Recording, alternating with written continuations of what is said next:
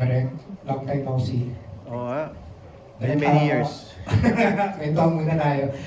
Direk, kamusta na ang teleserye na ginagawa mo ngayon? Compare sa dati. Nag-interview ka na ngayon? Yes. May founding question, Direk. Kailan pa yan? Ngayon lang, Direk. Kailan? Anong question again? Kamusta na yung teleserye ngayon compare dati? Yung tayo? Yung tayo. Iba na to. Ano to? International level na to. Iba yung quality of performance, iba yung quality of direction, iba yung quality of shots. So, siguro nag-level up na tayo compared to many years back. During our time, ito na yung ina-aspire ako to happen in our industry. Now it's happening. Sana noon pa. Tapos, Direk, di ba, dito sa role mo ito, ikaw yung investigador. So, kung bibigyan ka ng pagkakataong gumanti sa taong gumawa ng kasalanan sa'yo, gaganti ka ba o hindi? Bakit? Kasalanan sa akin, gaganti. Siguro, ay, mahirap yung term na ganti kasi pag ganti, very negative yun. But I'll find justice. That's what I'll do. Kung minali ako noon, I'll find ways na harapin niya yung justice. Kamusta naman Derek ang pagtrabaho kay Jericho at saka kay Jericho Rosales? Si Jericho, I've worked with him sa... Mayroon kami soap na ginawa sa Malaysia and then yung sa Green Rose. So, comfortable kami to work together. Saka, ano na to, trivia lang to. Alam mo bang si Jericho when he started, ako yung judge doon sa kabilang channel. Mr. Pogi yata yun. And he was one of the contestants or the finalists na yata. And siya mismo ang napili ko to win. Kasi siya yung pinaka may talent. Well, all of them may talent. Pero siya yung pinaka nag-excel. Derek, kamusta na yung dalawa sa set? Si Jericho at si Jenny? Alam mo, maswerte ako kasi wala akong eksena sa kanila. So, hindi ko nakita. So, hindi ko alam. Talaga, Derek? Hindi ko nakita. Okay, thank you. Hi po, Sir Albert. Hi Good there. afternoon. Tanong ko po is, suki ka po ng Dreamscape sa loob ng 2 dekada na yata. Eh, ito po yung pagbabalik niyo sa Dreamscape Entertainment, I believe after 5 years. So, ang tanong ko po, what made you say yes to Lavender Fields? Well, it's a combination of so many things. Ito yung right ingredient for a good project. You have an amazing cast. You have a good narrative. You have good director. You have Netflix. And then you have Dreamscape. So, lahat ng rekado in a good project, kompleto.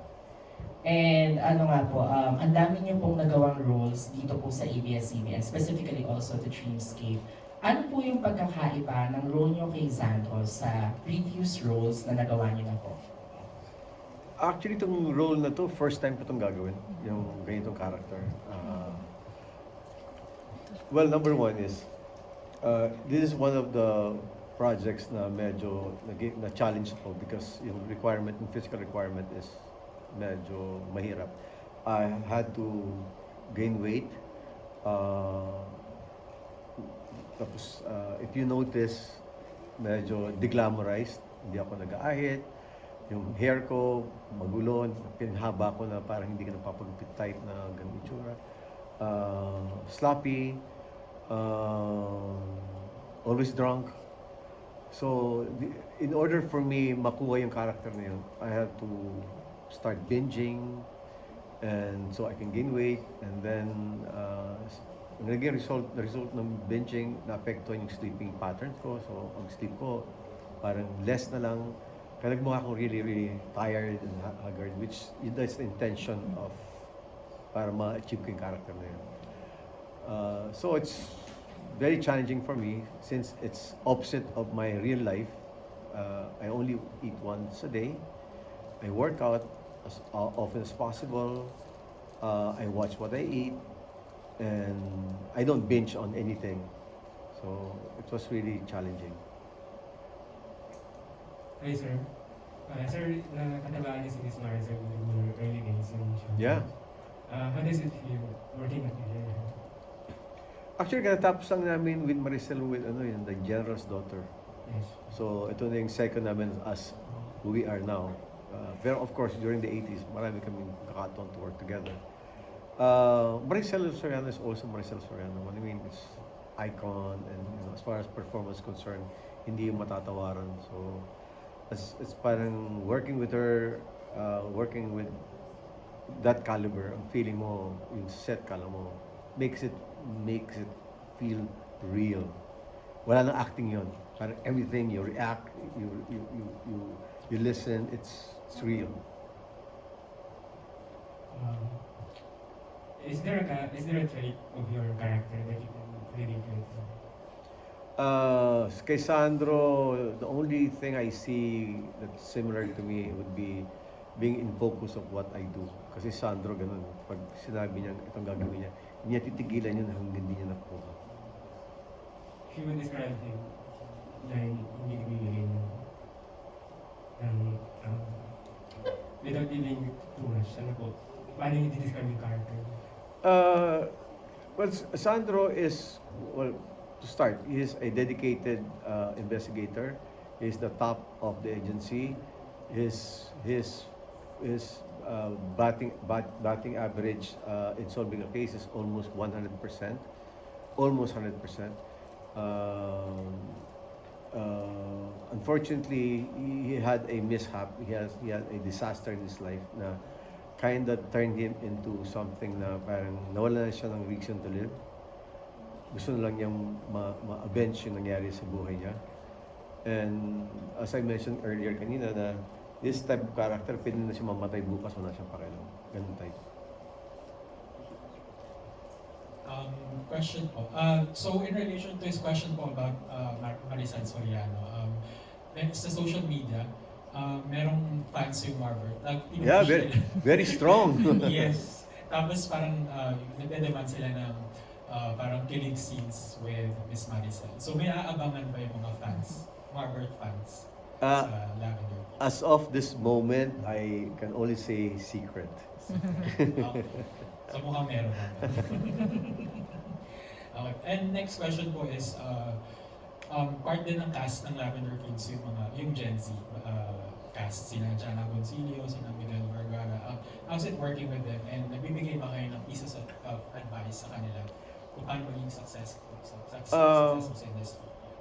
Voluntary, no. If they ask, we'll be more than happy to give them advices. But so far kasi ang mga scenes ko with them is not as much. I'm more exposed with Edu, Maricel, Jody, Jericho. Yung mga bata, Gen Z, yun siya. But then again, if they want advice, I'll be more than happy to give. Pero kung meron kayo bibigyan advice ngayon sa kanila, ano kaya yung pwede yung magbigay na advice para maging successful sila sa industry? Sa akin, the best talaga yung professionalism. Kasi professionalism, ang daming sub nun eh. When you're professional, you do your job well. You respect the set. You read your script, that's very important. And then, yung focus mo is what you do. And you give your best performance. So, lahat yun nag-ugat sa professionalism. Thank you. Good afternoon po. Lately po kasi yung mga projects na hinasap niya is more on action scenes. Personal choice po ba?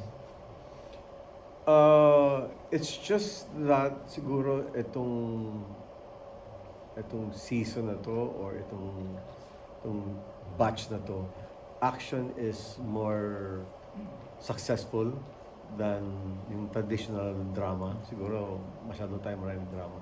Mas kinakagat ng audience ngayon, ng public, yung merong element of action. And blessing na rin at my age na nasali ako dito because I like to do action as well.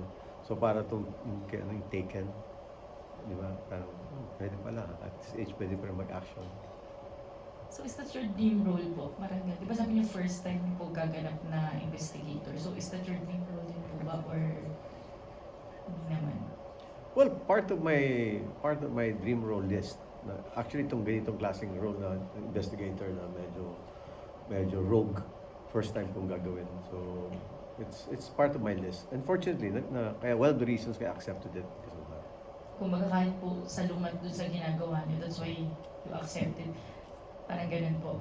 Pero bilang isang icon na sir, so may pressure pa rin ba on your part since this is your first time na role mo?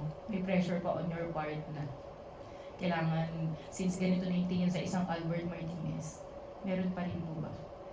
Well, kasi mahirap yung if the pressure is, I don't call it pressure, I call it challenge sa akin. It's all internal. It doesn't bother me anymore what other people would say. Kasi pag ganun ang mindset mo, ang tendency mo is to please them all the time. Ang nangyayari, yung sarili mo hindi mo na nati-please. So ako, it's more than pressure, challenge ang ginagawa ko. I challenge myself. And the best critic or the worst critic is me. Whatever I do my own critic. Para either I've done too much or I've done not enough. And if it's perfect or not, ako yung nag-critic sa sarili ko. Para hindi ako affected ng outside pressure. Ano po yung reaction niyo din sa, yun napulot po ni Miss Joey na Papi na pinangalan po niya sa character. Oo, kasi kami dalawa na sa eksena noon, umiiyak yung Papi yung pinulot niya. Sabi niya, kuya, ang pangalan nito? Sabi ko, Sandro? I was joking. Sabi niya, oo nga, Sandro. Kasi ko kasama ko. Yun, so that's how it started. Si Lil Sandro. I check on him every so often. Pag kita kami sa set, kumusta si Sandro? Yun, kuya, dala ko sa vet. Okay naman, kaya lang, maraming bulate. You've been here for so long na po sa showbiz. May mga dream roles pa po ba kayo na gustong gawin? Siguro when presented na lang. Yung dream role kasi at my age, parang nagawa ko na halos lahat eh. Medyo I've done pare, public servant, rapist, dancer, gay, di ba? Lahat yata nagawa ko na. Naging Sereno na rin ako. So, naging Halimaw na rin ako. So, nagawa ko rin yata. Next question po. Sa tingin niyo po, ano po yung symbolism ng lavender sa lavender fields? Bakit sa dinami-dami ng bulaklak at lavender? Actually, that's also a question I had when it was presented to us. Anong connection ng lavender fields kay lavender, the narrative? Nag-umpisa yata to with our boss Deo, way back.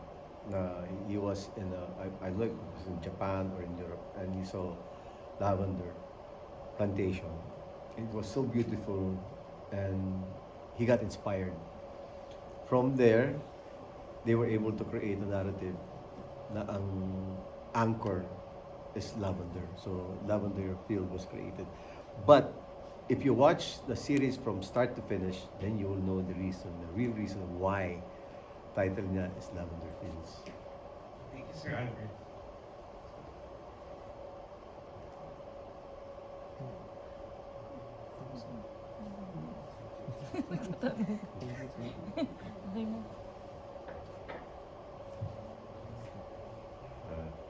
I'll take a